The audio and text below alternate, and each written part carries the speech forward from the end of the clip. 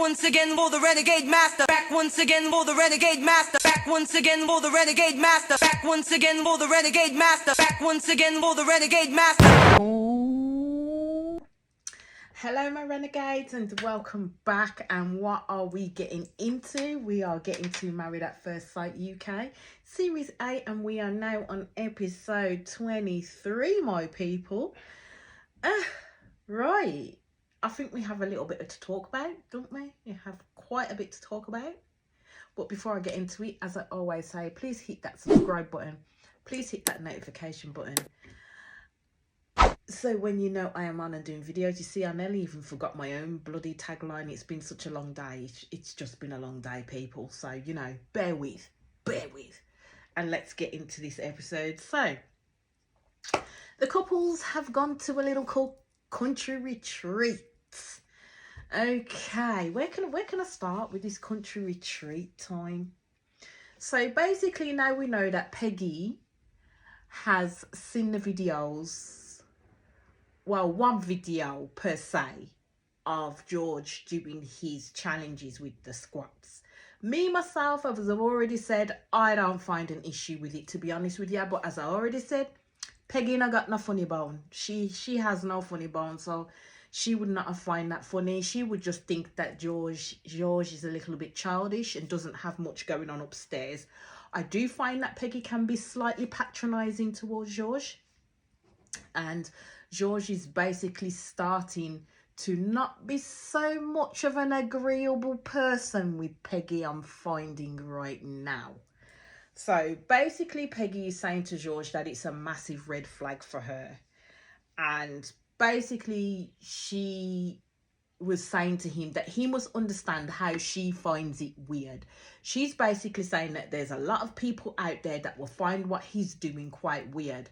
I'm wondering, who are these people, Peggy? Because they only must think like you. They only must think like you, because the amount of people I've seen talking about it don't necessarily find it all that weird, to be honest with you. They're just like, George is being George at the end of the day, and that's how I'm seeing it. So basically, she was trying to say that it's humiliating, and I'm kind of like, well, as I've said before, who is it humiliating to? Who is it humiliating? Because it only can be humiliating for Peggy, innit?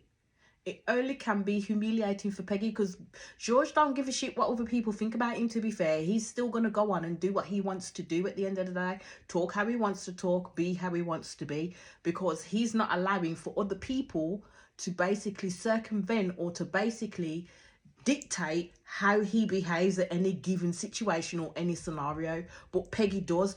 Peggy holds a lot of stock in other people's opinions, and that is where she's going to fall flat on the face, because she will never be happy. She will never be happy because she's always going to be looking for validation from people outside of her relationship and outside of her marriage.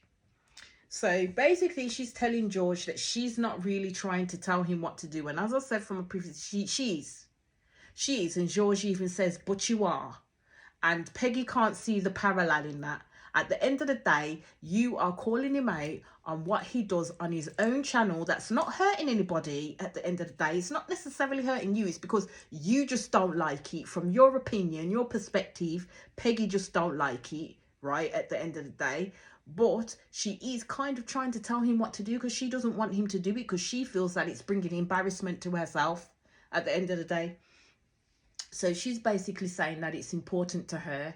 And I'm like, well, you know what? Everything that I've seen you talk about thus far, Peggy, is important to you. What's important to George? That's my question. What is actually important to George? Can she actually verbalise that? And I don't think she can, because I don't think she's even got the time to actually know George properly. All she's trying to get to know George is on her terms only. So then in this country retreat, you got the girls all off to their one side, and you got the lads all off to their one side, basically. My thing is that I'm going to pull up is how Luke spoke to Jordan.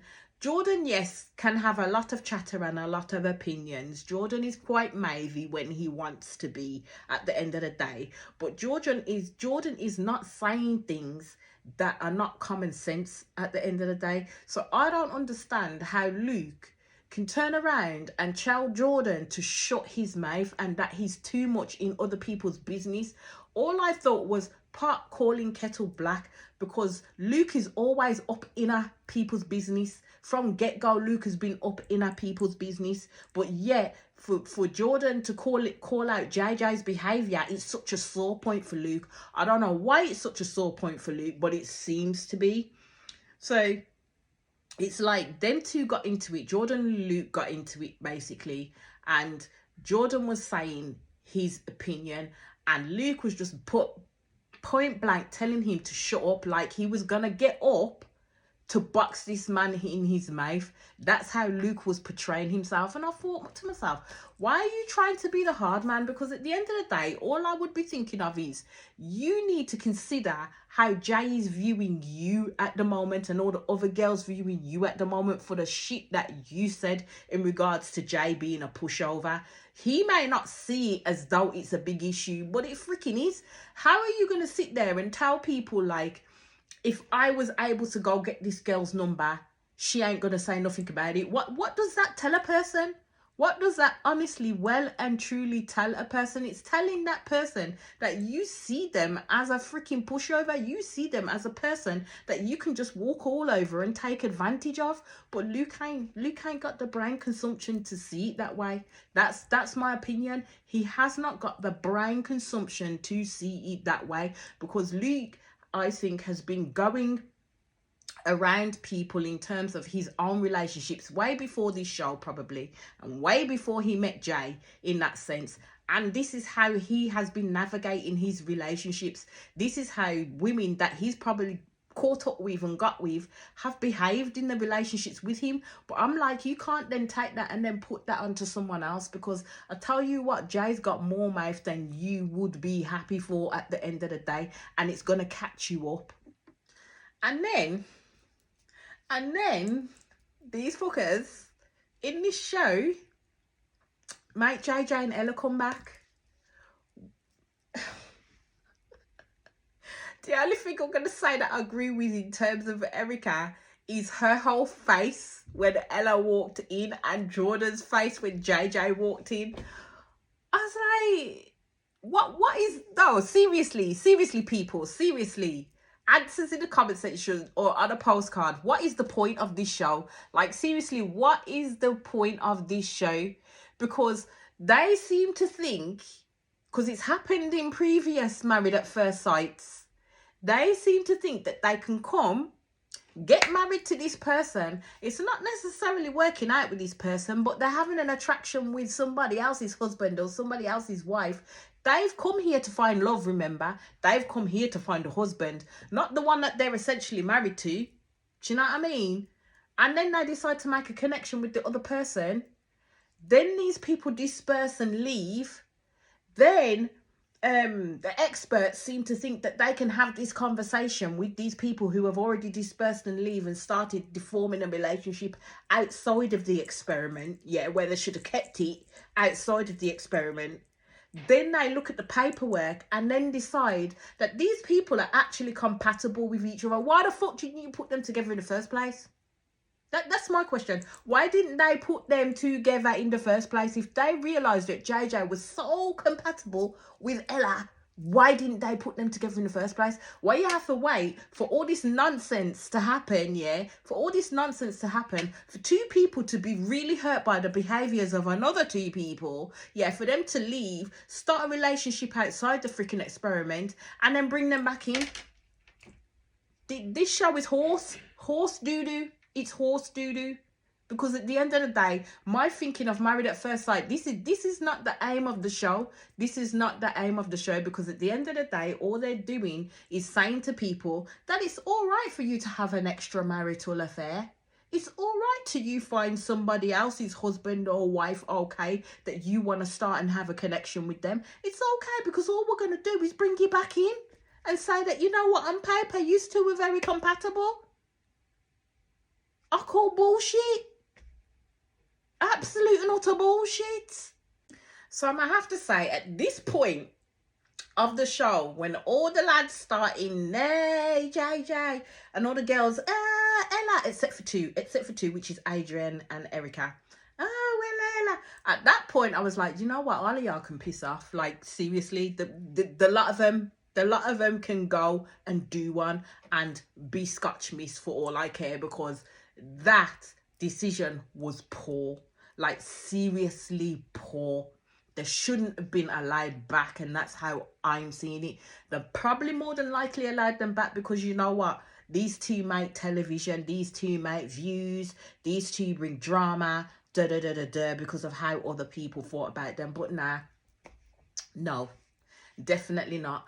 And as Adrienne did, she pulled it up and said basically to Ella, don't you think you could have made brought about your relationship and done everything outside of the experiment like you said you was going to? And basically what Ella and with JJ, what they're both saying is that they wanted to come back in the experiment because they wanted the support of the experts and the support of everybody else around them. They wanted to be able to put their relationship in good stead, so when they do go back out, they have a running hell's chance of being successful.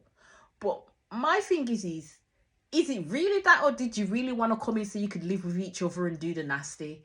That's the only thing I'm thinking of, that they really wanted the airtime to come back in to be able to live with each other, yeah, to do whatever they fucking wanted to do under that umbrella of living with each other. Because at the end of the day, they're not married. If we really think about it, Ella and JJ ain't married. They're not married. They're boyfriend and girlfriend right now. This is called married at first sight. They were not married at first sight. They weren't even married at second sight. They are boyfriend and girlfriend at second sight. That's what that is. So then you kind of see Jordan and Erica bring up both of them, bring up Ella and bring up JJ, pull them both up at the end of the day in terms of their thinking and feelings. And Jordan is of the same vein, where he believed that the decision was stupid because you came here for marriage. And it's not a case of if you don't like the person, then you can choose someone else. And JJ was just like, you know, playing down exactly what had occurred. Because I'm telling you, JJ and Ella don't accept no responsibility for what they did tonight and what they did to Bianca at the end of the day. All they see is tunnel vision for each other and the fact that they made the right decision for each other. And they believe that this was the show to do it in, because in other realms, they more than likely would not have met each other at the end of the day. Let's just put it that way. So the situation keeps on escalating with Jordan saying what he's saying and Erica saying what she's saying. And to be fair, I'm not really hot on Erica, but I will agree with the stuff that she said, and I will agree with the stuff that Jordan said. The only thing that I don't like about Erica is that when people are talking, that girl's eyes can roll. Like, she rolls them good, to the point where if you was in my type of family and you rolled your eyes at someone when they were talking, they'd smack your eyes cockeyed at the end of the day. To be fair, they'd smack you till your eyes went to the back of your head and stayed there. So that's the only thing I'm going to say about Erica in that regard. And Jay did pull her up on the fact that you know, she kept rolling her eyes constantly. And this is the thing that she continually as well did with Tasha. She continually did with Tasha, and it's freaking frustrating. As I said, when you're talking to someone and they're constantly rolling their eyes like they're not listening to a goddamn word you're saying, because all they're saying to you when they do that is you're chatting shit. That's all they're saying to you when they do that, is you're chatting shit, and it's rude. It's hella rude. But other than that, I ain't really gonna say that Erica and Jordan did not have a point. So this is when as well you see Luke's issues with Jordan like hit to the forefront, like come to the forefront, where he wanted Jordan to stop speaking and was going to enforce his will upon Jordan for him to stop speaking. But all it did was make Jordan talk all the more. All it did was make Jordan say his opinion all the more. So who was winning? Because Luke definitely wasn't at the end of the day, because Luke was getting more angry and irate at the fact that Jordan was still talking, even though he told dude to shut up. So my thing is as well is not everyone is going to agree on everything that you say and everything that you do.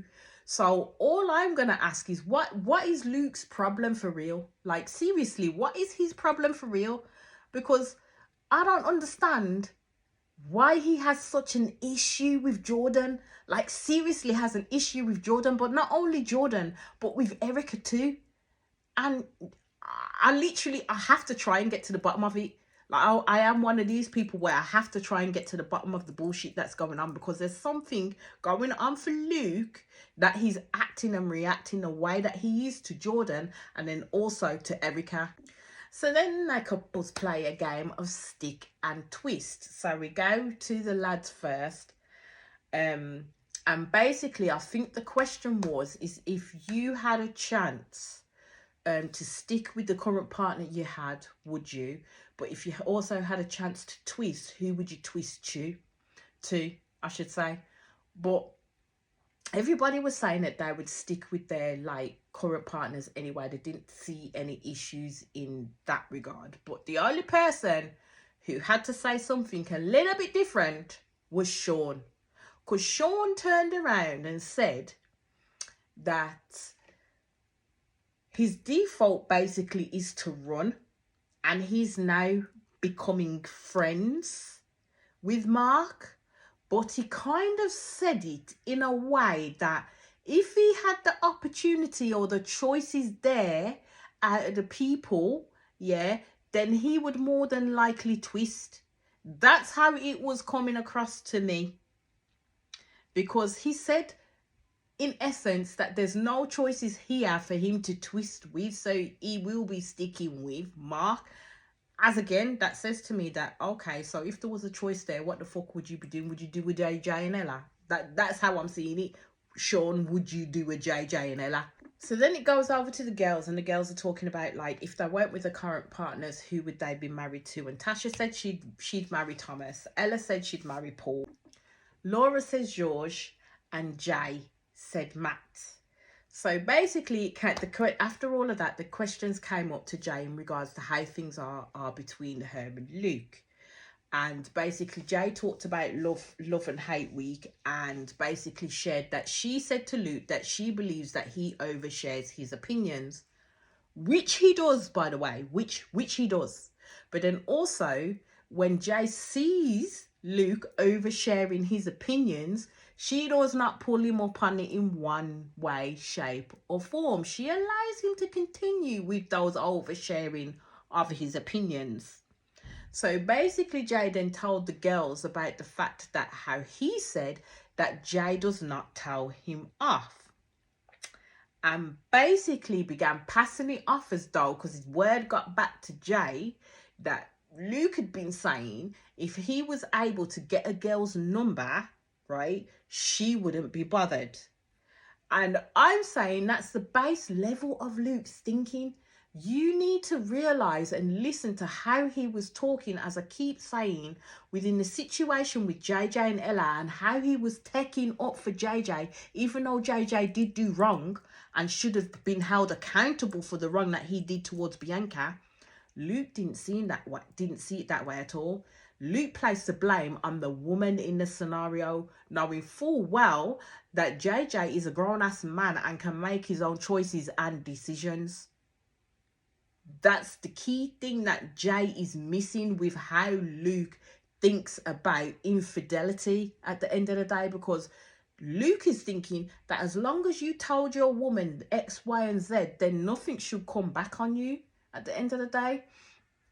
So the way in which Luke is speaking and viewing Jay, just because she's a people pleaser, does not mean the girl is a pushover.